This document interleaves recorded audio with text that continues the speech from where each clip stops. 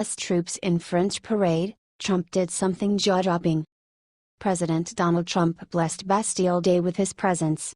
Bastille Day commemorates the 100th anniversary of America entering World War I. Watch the amazing moment below when Trump arrived at the parade. There is a second even better video at the bottom of the article just so you know.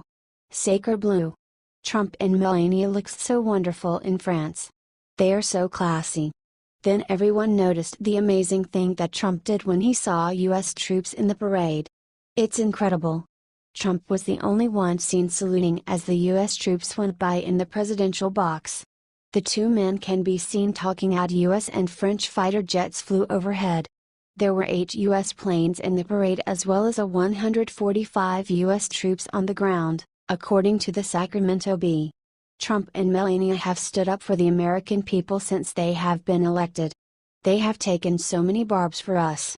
Share this if you are so proud of our president for respecting our troops. God bless our troops and our president.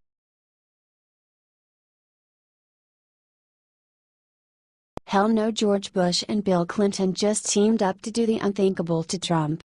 I gonna be totally honest with you folks. I don't think that there are many people left who would list the last few decades of American presidents as positive. You have some of the worst leaders in U.S. history, Obama, Bush, and Clinton, who all put us in a world of SHT. Just look at North Korea. Well, now 2 of those dummies, Bush Jr. and Bill Clinton, decided to work together to take down President Donald Trump. At the Presidential Leadership Conference in Dallas, they did something very bad. The 2 clowns teamed up last night to publicly lecture Donald Trump on humility. That's right. Humility is in red for a reason. I just think it's funny that George W. Bush and Bill Clinton of all people would be going after Donald Trump for humility of all things. Hey, ex-President Clinton. Do you really think we forgot about this? Tell me, is that what passes for humble these days? Or maybe a BJ doesn't count as sexual relations for a guy like Bill. Oh, and don't think I forgot about you, ex-Pres Bush. You want to lecture Trump about being humble. I seem to remember a little something you did as president. What mission was it, George? It certainly wasn't beating extremists. We are still dealing with them. Clearly, these guys should have practiced what they preached. I don't know what the future holds for President Trump, but I'm sure he will handle it just fine.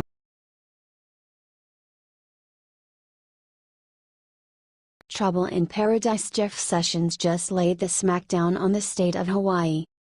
Attorney General Jeff Sessions releases statements after Hawaii judge puts new limits on the Trump administration's travel ban from 6 Muslim countries. The judge is now allowing entry of grandparents, grandchildren and other family members into the United States. In the order issued last Thursday, Federal District Court Judge Derek Watson also found that any refugee with ties to resettlement organizations in the U.S. that are able to receive them should be exempt from the travel ban. Jeff Sessions speaks about the travel ban that Supreme Court rules on in June before the Supreme Court went into recess reinstated the travel from 6 Muslim-majority countries: Iran, Syria, Libya, Somalia, Sudan and Yemen, but with some restrictions that those who have bona fide relationships with Americans in the U.S. can still come in. The Trump administration said that would include parents, spouses, fiancés, sons, daughters, sons-in-law, daughters-in-law or siblings. But the government excluded grandparents and grandchildren from its definition of close family, along with brothers-in-law, sisters-in-law, aunts, uncles, nieces, nephews and cousins. In the ruling that you can read here, Judge Watson did not accept that. After the ruling, Attorney General Jeff Sessions have set his sights on the Hawaii judge and all those who blocked the administration's effort to keep the country safe. He said the following: "These leftist judges need to be held accountable for the damage they are causing and their obstruction. A country that doesn't have a government that can function is no country at all." Share this report 10,000 in support of President Trump and Attorney General Jeff Sessions' fight to make America safe.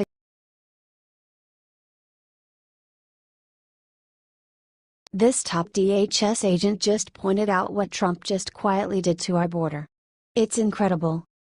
Top officials at the Department of Homeland Security says that the agency will start deploying their new computer system in early 2018 to detect visa overstays of foreign workers and temporary workers that fail to depart the U.S. on time. I expect by early next year you would start to deploy this at a lot of the major airports, John Wagner, the Deputy Executive Assistant Commissioner of U.S. Customs and Border Protection said at a Senate hearing on Wednesday.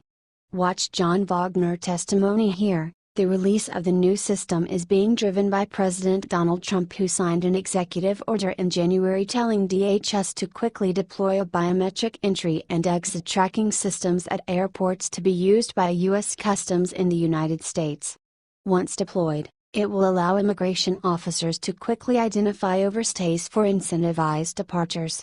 The new system pairs names and photographs to record the arrival and departure of people via the nation's airports. When people don't depart on time, the system can notify the agency that the person is overstaying their visa. The pending system is slated for use at airports. Officials are testing the system at several airports in Washington, D.C., Boston, Chicago, Atlanta, Houston, Atlanta, and New York City. The DHS recently revealed that more than 730,000 individuals overstayed their visas in 2016. Roughly 60 million foreigners visited and departed the country on visas that year. President Trump talks about making America worker first. If you agree with the new system being set in place to find and deport visa overstayers and put American workers first, share this 1 million.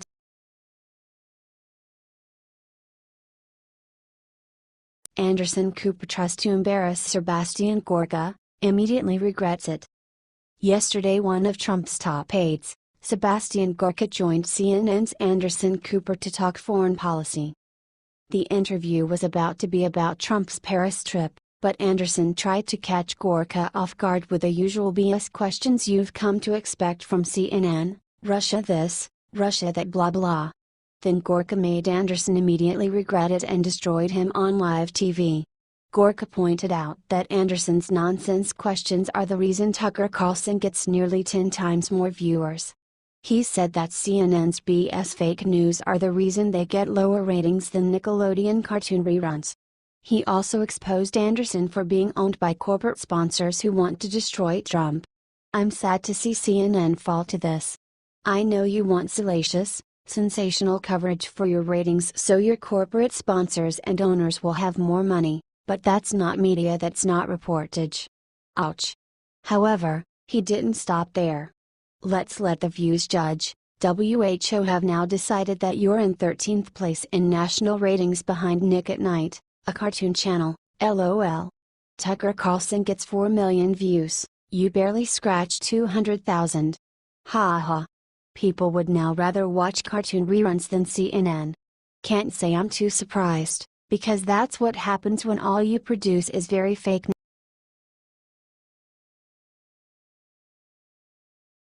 Here are the 24 Republicans that voted to make Uncle Sam pay for transgender surgeries. The Republican-controlled government should have reined in some of their excessive, insane, Obama-era policies.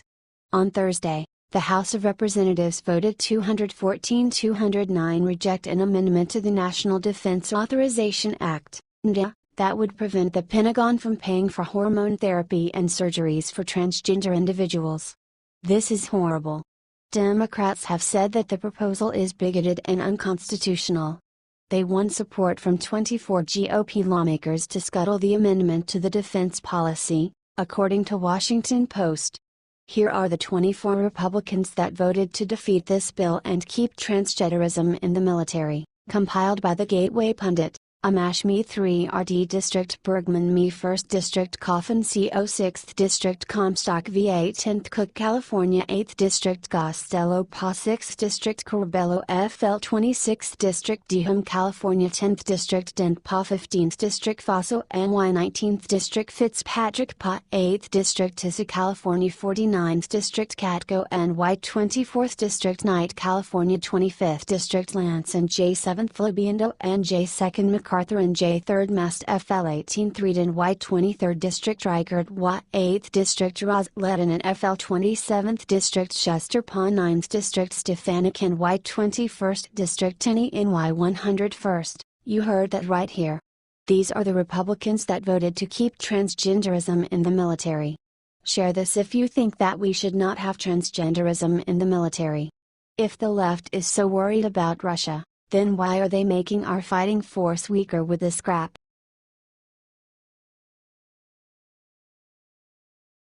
It's over after the media lied about Trump. Lou Dobbs went on TV and leaked their worst nightmare. President Trump's trip to France over the past couple days has been a huge success, so the media is trying to distract everyone. They continued to spread conspiracy theories and lies about Trump and Russia. This week it was Don Jr.'s meeting with a Russian lawyer, next week it will be something else. Well, Lou Dobbs has had enough. He just went on live TV and exposed the media's worst nightmare.